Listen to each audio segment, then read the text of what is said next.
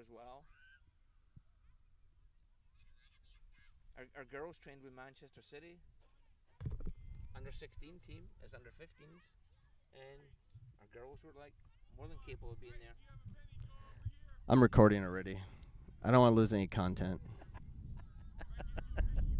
And that's kind of how the show's going to go, I guess. But anyways, this is Coach Cameron, David Cameron, on Battle Point. So at Bainbridge Island.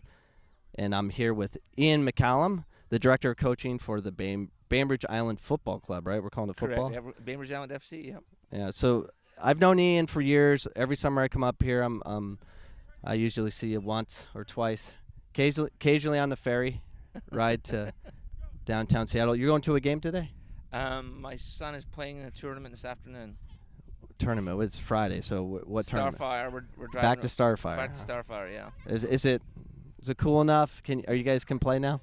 It is cool enough to play. I will say that the tournament where they get cancelled, they tracked the temperature on the turf, and it was 175 degrees.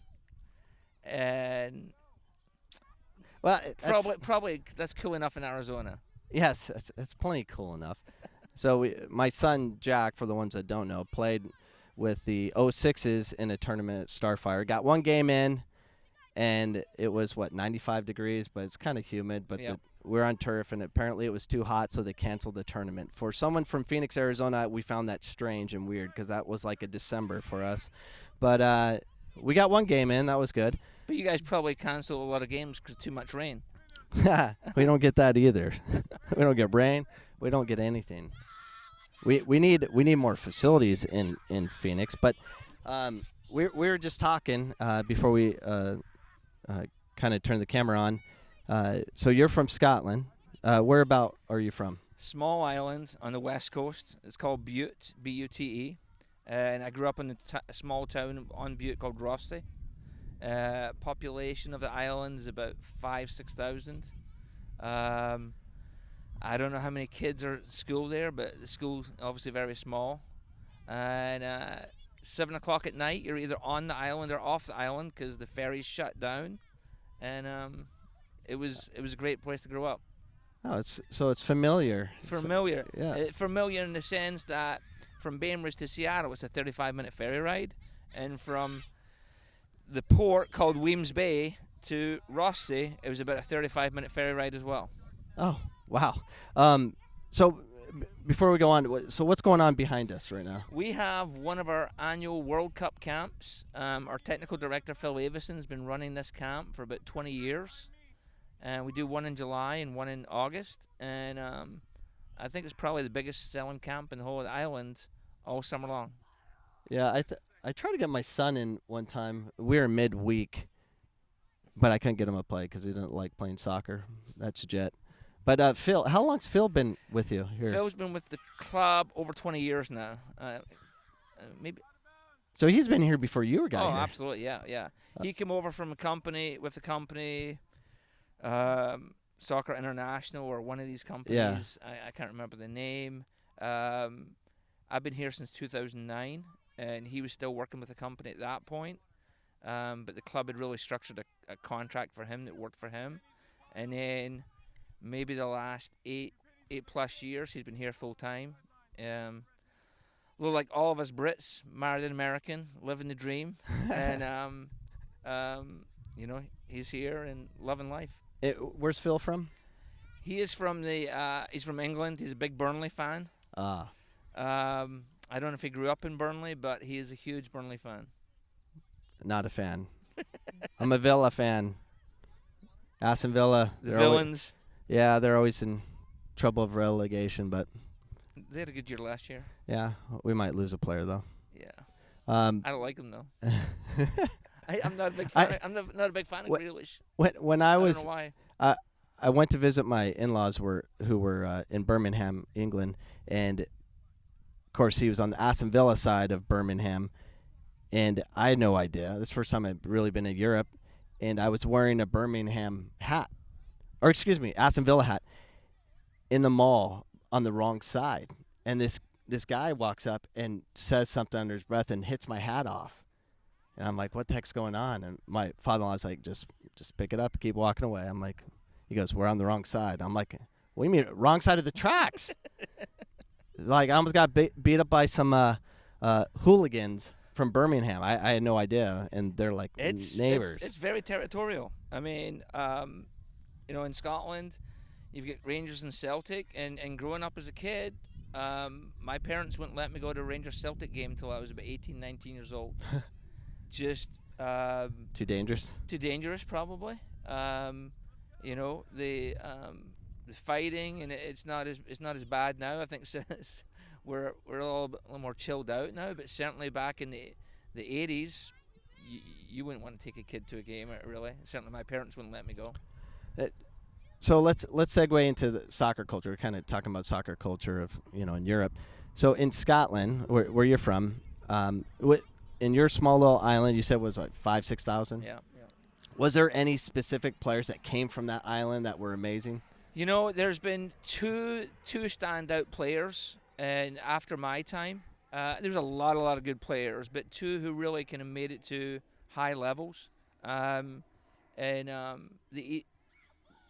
is Jim McAllister, played at Dundee, Morton, Blackpool, Hamilton, played in the Scottish Premier League, had a great career.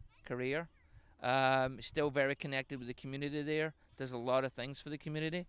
And then just this past year retired after a 17-year career, and is now working for Glasgow Rangers as their kit man.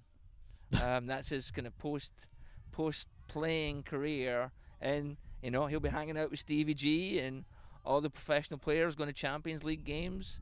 It's to me certainly be a fun experience. I didn't even know what a kit man was until I watched the Ted Lasso. Have you?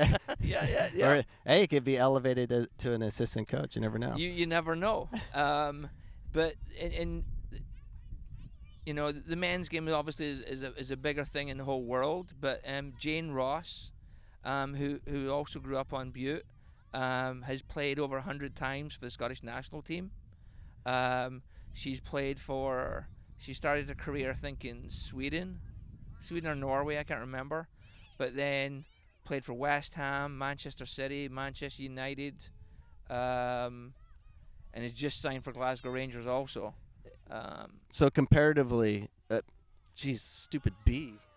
How big is that area, that region, compared to all Scotland? Is that smaller or average? I mean, the island is small, but I mean, both those guys probably just because of this, the size of the community, and particularly Jane, she would have to travel off the island to go and play for a women's team.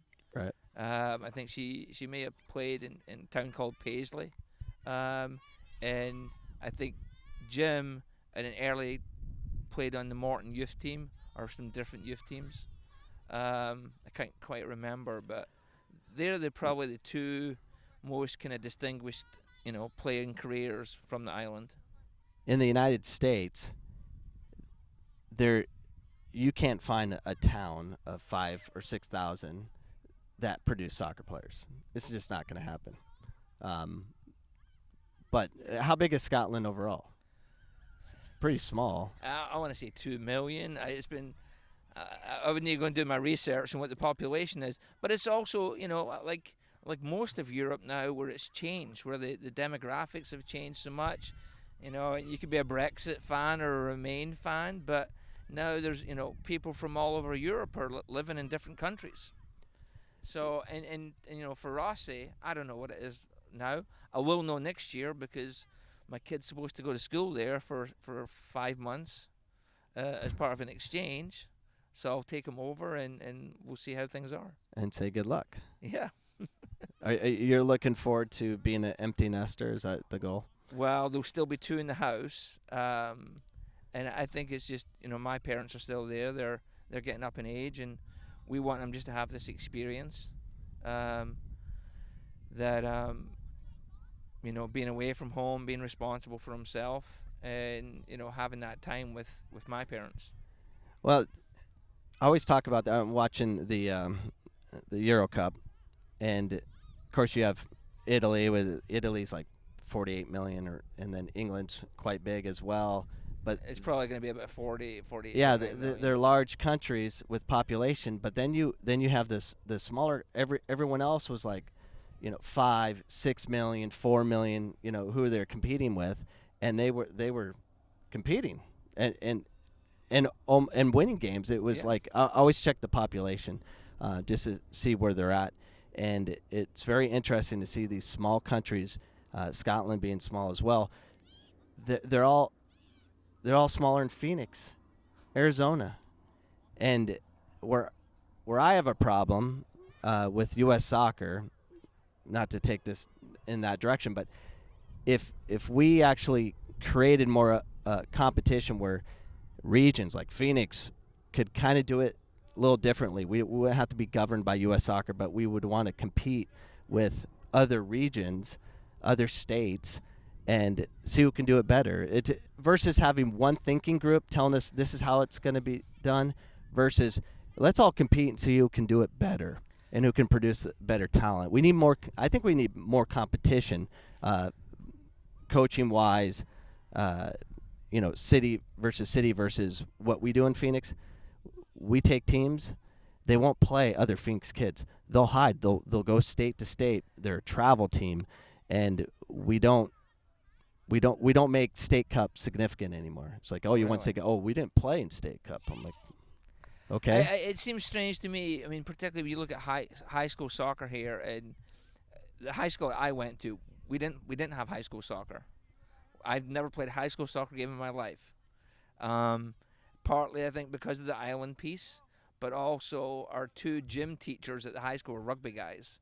So I've played rugby for my high school, but I've never played soccer for my high school. But you look at the high school program here, and it's obviously very different than club soccer, but it creates great rivalries within small, the next town over. And, our club here has good rivalries with neighboring clubs in clubs across in Seattle. Why you wouldn't want to create that competition within a state, within a city, I just don't get. Why travel across the country when you can get quality games right in your backyard? And Alan can really speak about Arizona, because that's obviously where I'm from. But you're right. We lose that identity of where you're from and what your you were in Minnesota before, right? Minnesota, and it was in the East Coast before that. So as well. the United States is different everywhere. Arizona's different than Washington, Utah. We're all different, but we're all trying to be the same in some aspect, which is very strange. But you bring up high school. I coach high school as well, and it's different there. There's bigger crowds. People get more excited. There's that different competition. It's different, and it does really well competing with club, because a lot of club kids will choose high school over club in Arizona. Really? Because of the rivalry and the relationships you have. You're proud from what zip code you're from, and it's different. But when it comes to club, it's not that way. I think it'd be much better if we could do something different with making ODP more significant. You represent Arizona, you represent Washington, but it's not that way. It's almost like in Arizona, it's kind of like, oh, you play ODP. Well, I play DA or whatever. They got to be recognized. ODP's been watered down now. Yeah, it really has. It's not what it was 10, 15, probably even 5 years ago. It's no longer. I'm not going to say insignificant, because that's still a pathway for a player, but it's certainly not what it was maybe when you were playing ODP. I don't know. No, ODP was a big deal when I was playing. I mean, a lot of players on my ODP team, they advanced, played D1, went professional. I mean, Ricky Shantz, the head coach of the Rising, who had a fantastic career playing, and now he's the head coach of the Phoenix Rising. He was on my ODP team. I mean, there was significant people back then, but it was important. It was a big deal. But you're right, it's watered down. It's not a big deal. My son hasn't even tried out for ODP because I don't think much of it anymore. It's not the best of the best. And if it was, that'd be different. It'd be nice to have an Arizona team really compete with a Washington team, a California team. Well, you get different. Some, I honestly don't know enough about it in Washington or other states now, but certainly I knew in Minnesota where kids were told they didn't from their club, we don't want you trying out for ODP. Oh, right. I'm sure. And I'm sure it's the same in other states. Yeah, it is goofy, and I think Phoenix, Arizona is completely different than a population in Chicago or Florida. They're different people. We're heavy Hispanic, so we should be playing more Hispanic. I mean, at Phoenix College, when I first started coaching there, it was majority white, and now we're all Hispanic. It's just kind of what the population is today. It's heavy Hispanic, so we play a different style. I can't go play, the English way with a bunch of Hispanics. I want to touch the ball.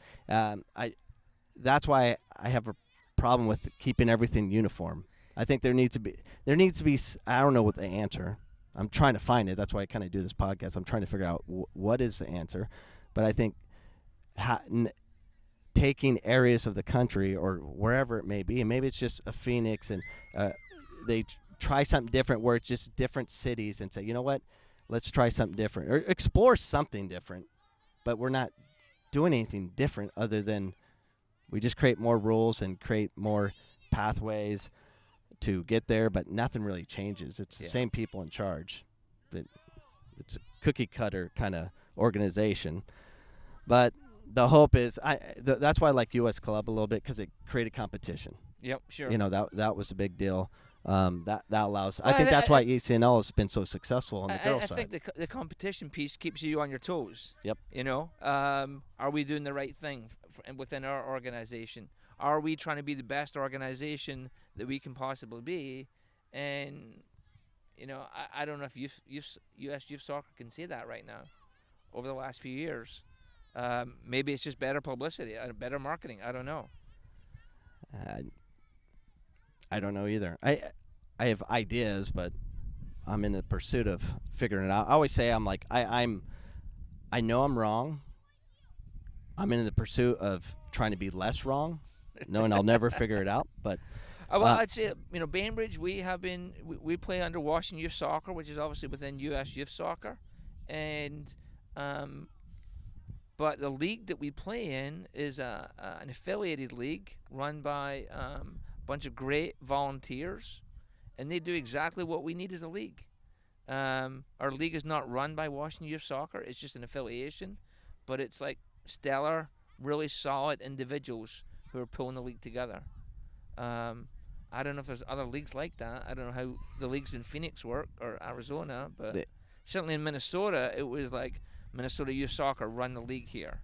And that's not the case in this situation. That's interesting bringing that up, because when I was growing up, it was the Valley Youth Soccer League, and it was run by a bunch of volunteers, and there was like 10 flights per age group, and you moved up. Your goal is to be in the first flight. And then VYSL, the ones that were running it at the time, got in a fight, and then the top ones, from the referee assigner to the one that really did the league schedule, moved over to the state and created state league, open league, and just destroyed VYSL. So they basically became a monopoly, and then they controlled everything, and they created their own leagues. You're in the open league to the state league 1, 2, but it became just average. Right. Then it wasn't good enough, and then everyone looked out for the regional leagues, and then everyone got away from the state, where VYSL had it right. It was pretty simple. It had relegation. You're either moving up or down. Okay. And if now it's where, if in the state league, is if you don't relegate up, you leave it because you don't want to be known that you got dropped, and you go to regional league or national league or whatever you can find to give relevance. So in Washington we have U.S. Club League, and then we have Washington Youth Soccer run a league called RCL, and then we have this third league where our clubs are in called MPSL, and why can't everyone come together and just create 10 deep leagues? Promotion, relegation, the best against the best, or competitive against competitive, because we all want to create our own little fiefdom a little bit, and our own little product. But I'd love to see these leagues in Washington coming together, and even like because there isn't really a true state cup now, because you're either in U.S. Club or you're either in U.S. Youth Soccer. Right.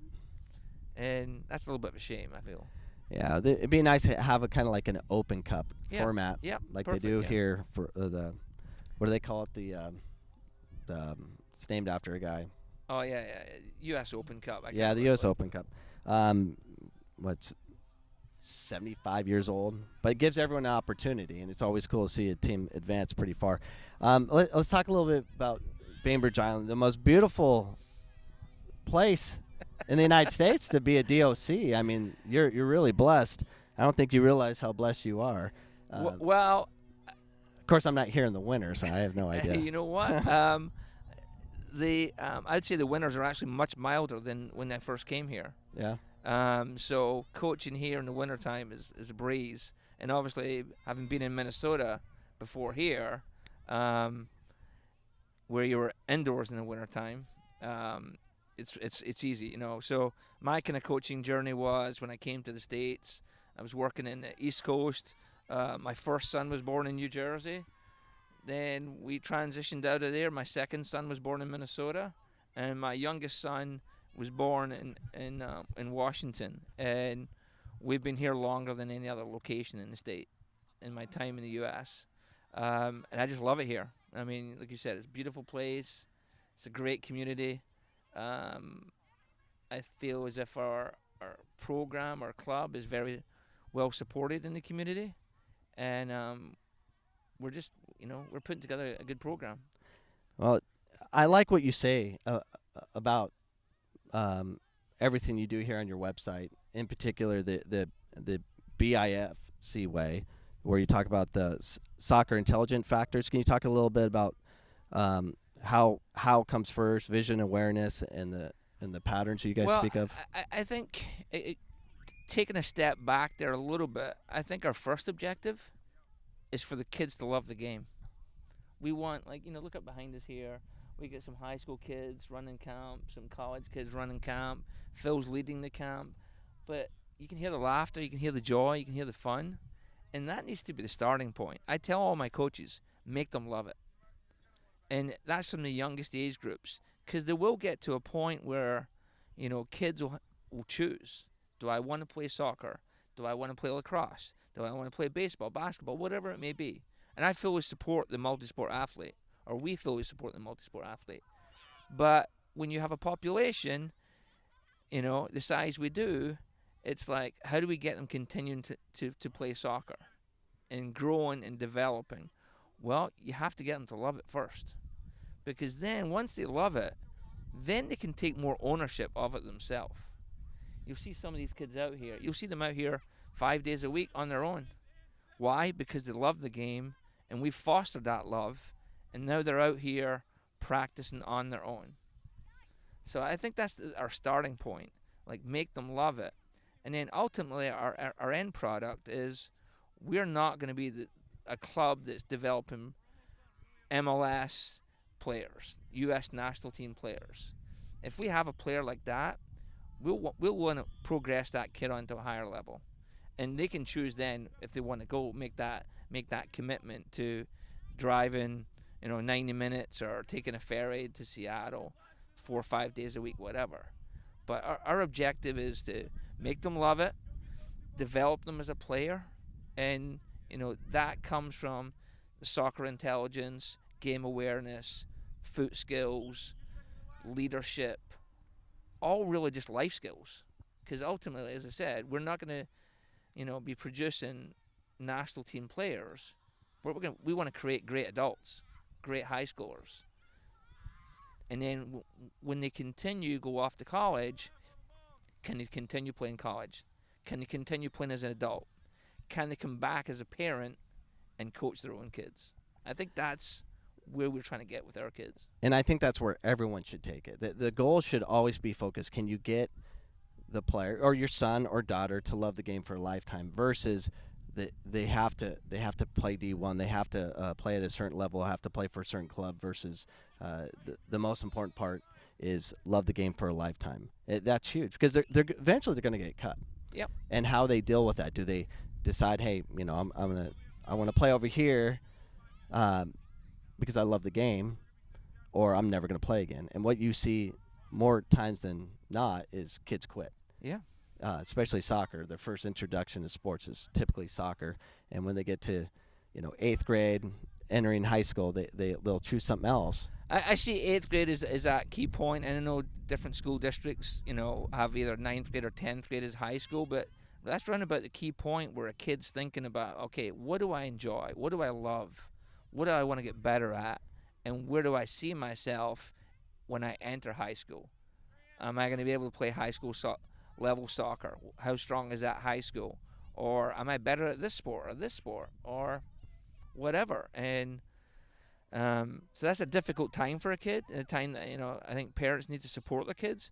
But also this past year through COVID, I think every club, either lacrosse, soccer, whatever, has lost kids in sport because of the restrictions that have been placed on us, and we've lost players who have just, okay, we can't practice as normal. I'm going to try something different. Hey, wait a minute, I like this other thing. But it's been around about that 8th grade where I see and talk to my peers, other DOCs, like, where are you losing players, or where have you lost players in COVID? And it's around about that 8th, 9th grade kind of time frame. Yeah, I was fortunate enough, or my son rather, his team actually increased in numbers just because of where he's at. He's in an all-Hispanic club, and he's the only white kid on his team, and they just have kids every week trying. I've never seen anything like it. Never. Where there's like 3 or 4 families coming out every week to practice. They're like cutting kids nonstop, or trying to build more overall teams. Our numbers have went up. I think there has been a lot of positives. I think COVID has not been all negative. There's definitely been positives. Yeah, well, but you were actually shut down, where the Hispanic community in Phoenix, they don't care. Like, it didn't matter. And I'm not promoting doing any of this, but it's their culture, and they don't stop. And they were fortunate for them. They had a facility that was privately open that never closed down. So that might have helped them got numbers, because people, they just want to play soccer. Yeah. So, and what I was trying to say is, like, during COVID, when everything was shut down, they didn't shut down, and people are just begging to play. And it's, I'm not promoting that. That's just what I saw. Yeah, sure. So, but why do you think you were successful, or your club was successful, maintaining or increasing during that time? I think that Phil Avis and our board actually, and our staff are actually just so committed to the kids here, right? They really are, and it goes back to beautiful Bainbridge Island. The community is really tight here, and our organization, our board, like, okay, here's the rules, here's the stipulations that the state is putting in place. How do we work with this? We're wearing masks, or we're doing this, or whatever kind of hurdle came to us. How do we overcome this? And our club and our board and our staff did a really nice job of overcoming those hurdles in difficult times. Yeah, I actually talked to one of your board members. I forgot the Peter. Yeah, Peter, and he was very engaged. Asked a lot of questions about what we do for camera work at our college, and you could tell there was a spark in his eye of wanting, like, how can I improve, the film you guys do here to help improve the game. So I found that very interesting, how engaged he was. I would really say I've worked with, worked directly for a number of clubs. I've worked as a kind of resource for different clubs, and I can't say I've ever worked with a club that is so open to new ideas or thinking outside the box than the board at BIFC. They really are, okay, hey, we have this idea, we want to go with this. Yeah, let's try it, let's see. We talk about cookie cutter clubs or cookie cutter leagues, and it's like the folks here are willing to, like, think differently and let us do things differently. And I think that's good for us as well, because it allows us to try different things, so it's not just the same monotonous thing over and over again. Right. And one of the things I like what you guys do here, you do the what the wooden spoon cup, or what is that thing called? Wooden spoon. Wooden spoon. So, what's the wooden spoon cup? The wooden spoon is a one-day tournament. You typically play 3 or 4 20-minute games, and basically you're flying by the seat of your pants. So we now have teams register because it's become so popular. Right. Before, when I first got here, it was whoever turned up on the day, and then you threw together a schedule. But now, because now you have to organize it. Yeah, but so now you have to register in advance, and you'll come out here and you'll see kids from 9 years old to adults playing in 4v4 format with the small goals, some what we have behind us here, and everyone is dressed in a costume. Right. There's a theme. There's team names, and you can have ballerinas, dragons. I don't know, so many different things. What's your favorite team that's came out in costume? Oh, you put me on the spot. There's been so many actually. Give me a couple. It's been. I really don't know. I'd have to look back at the photographs, and I do look back at the photographs every now and again because it's just so much fun. It just brings joy to my. It's almost like when you see those Spartan runs and stuff, where those teams get together and they all dress like with tutus and stuff. The kids will come up with a theme, and they'll come here early. They'll put on makeup. They've got costumes. It's a big deal. Like, but what wooden spoon? Why? What? I don't get it. You know what? The wooden spoon back in Scotland, and more so, it's a rugby thing. Whereas if you were the last team in the tournament, you get the wooden spoon. And how that converted here, there's a bunch of expats here I think were involved before my time, but they came up with the wooden spoon, and that was the name. So if you win, you get a wooden spoon. How big is this wooden spoon? Basically, whatever Amazon's selling at that time of year, and however many wooden spoons I think I have to buy. But they're coveted. Like kids, they're coveted by the kids. They really are. I think I want to start the plastic fork. Plastic or spork? Is it spork? I could do spork. Yeah. Plastic though. Right. Because I can get those at Walmart, cheap. But you do that in what, October time? We do a one day thing in October, and it's just, honestly, it's so much fun. It really is. It's just, everyone has a blast. I do have to do my little, and here's the key piece: no referees. The kids and the teams have to manage themselves.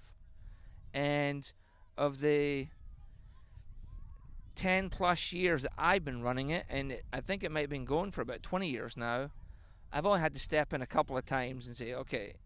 And typically that's when the parents haven't given the kids time to figure things out on their own. Oh, they get involved, yeah. Well, they typically don't, but it's just like they see, and that's the hard part about parents, seeing your kid fail.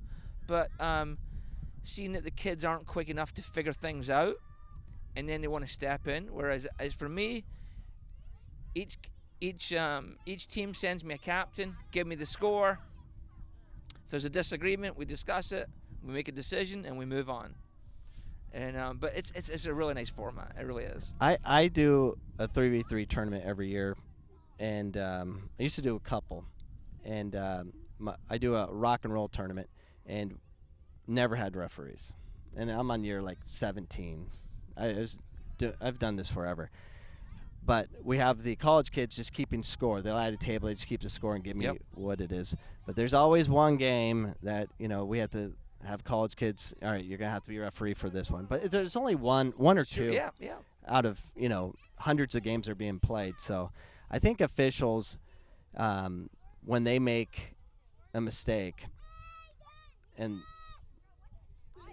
they don't parents see that, and it happens multiple times in their perspective of what they saw, that's a problem. But I think when you're like man to man or woman to woman or whatever, when you're straight up with someone, that was off you. I think when calling your own fouls, like a pickup game, it's easier to deal with. But I think if you look at when you're coaching a game, the best referees are the referees that you don't see. Right. The game flows, and they just call the game, and they let it go. They're not going to be confrontational. They're not going to be loud. They just call it as it is, and it's the referees get frustrated with the ones who are just, hey, I'm in charge here. This is my party. Right. That's the ones that are the hardest as a coach, certainly. But those referees who just kind of go about their business to do their job, that's the ones that I love. Yeah, it's not. I'm sure it's not easy. It's not. I've officiated before, and that is a different way of being. I couldn't handle doing that week in, week out unless I changed my whole demeanor about me of maybe becoming something like that. You know what? This can be about me, not you. I've heard enough of you. I don't know. But it does take someone special to be able to survive in the referee world today. Sure. They're just abused way too much. And we can't, and I'm worried where it's going because we can't really develop the young ones because they get attacked all the time. Oh. And real quick, I was at a game. This young girl, she had to be like 15 doing sideline, and my son's 15. And no, he's 14. I don't even know how old he is. Anyway, same age as they are. And she called a penalty kick. And it was a good call. But of course the coach on that sideline was losing his mind. And it's all in Spanish, and I lost my mind. And I have video of it too. I haven't released it yet. But X-rated. Yeah, it's pretty bad. But there was a VO system right above us. And I'm just a parent. And I kept telling him, like, shut your mouth, leave her alone. And then he went off on me, and a lot of things were said. And then their whole team, parents, came after me, and I was surrounded. It was me and about 25 spectators ready to kill me. And I'm like, I'm defending this poor girl, and I wasn't backing down. It was very interesting, but this grown man is attacking this 14, 15-year-old girl over a PK call, which was a judgment call, and you could tell she's getting nervous and stuff. But we tear down future officials and stuff, and we're just gonna have to keep paying them more. But it doesn't matter how much you're gonna pay them. Being emotionally destroyed, there's no dollar amount. That's worth where it. I have to say, I'd say the environment certainly here, but just as much when we play games off the island. I think I rarely see people going after the referee, and I put that down to certainly on Bainbridge our staff, but just the environment we create. But it's been a long time since I've seen a referee really went after from fans. Unfortunately, it's pretty heavy common in Phoenix. Yeah. It's pretty bad. They're isolated, but someone that behaves that stupid to create that kind of scene. There's hundreds of games being played, and it's just that one that makes it seem like it's very prevalent, but it's easy to identify when someone acts that stupid. But I'm gonna defend every young kid officiating, and I almost got killed for it. But if going into rules and referees, if there's one rule you could change in youth soccer that you think would help the development of the game and make the game maybe more safe or more technical, what rule would that be? Well, we talked earlier on, when I was a kid, it was a three substitution system. So as a player, 13, 14 years old, and if we went with a team with 16 players to a game, you just knew two of you weren't getting into the game. So I applaud the U.S. system there where there is rolling subs. What I don't like is when a coach is subbing every 2 minutes just to manage the clock, kill the game. And I get it at times, but what message are you sending to the kids, right? I like the build out line. I don't think that our younger kids, I think need to be heading the ball at the younger age. I like how we don't need to be punting the ball. But I tell my players, if you want to play the ball long, drop it down to your feet and serve the ball from the ground. We don't have to be punting the ball. I don't know if there's anything I'd really change right now. I think our games could be longer. When you're, you're a U13, U14 player playing 35-minute halves, and it's taking you, an hour to get to a game. And then you're only playing an hour and 10 minutes of soccer. That doesn't make any sense That's to a me. good point because the little ones, U8, U10, that's where we have most of the players, and then their time is minimized. Yeah. They should definitely have more time. Of course, you need to play everybody, but I think more time makes a great point. If kids getting tired, well, you've got a bench. Use your bench. Yep. I've never heard a kid coming away from a 70-minute soccer game saying that was too long. I think, can we extend the game time a little bit for those younger kids? Because I think, that's where they learn, playing the game. Yeah. I think rule changes and stuff should be done, like I was saying earlier, regionally. Like Phoenix should be able to try new rules versus be mandated by the USSF and tell us what to do versus what our area is different. Yeah. How do you know what we're going through? You've never been here.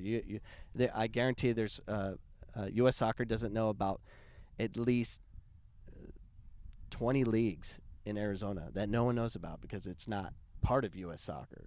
It's its own thing. Why? They don't know those things. They need to know why are they playing their own leagues and what are they doing different. They're actually doing things that are different.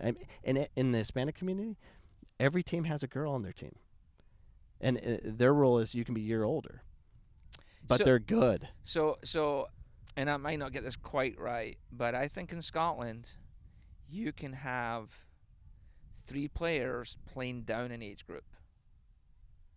That makes a lot of sense to me. So, and why? Well, maybe because they've not had that growth spurt yet. They're not physically developed yet. And so I'm pretty positive that's the case. I would have to do some research. But, what would be wrong with that? And everyone should be able to make that decision. Now, when you're crossing borders, you have to have those rules set up however they're set up. But regionally, you should be able to develop talent. And that is a problem. And other problems where you can move up so many younger players up.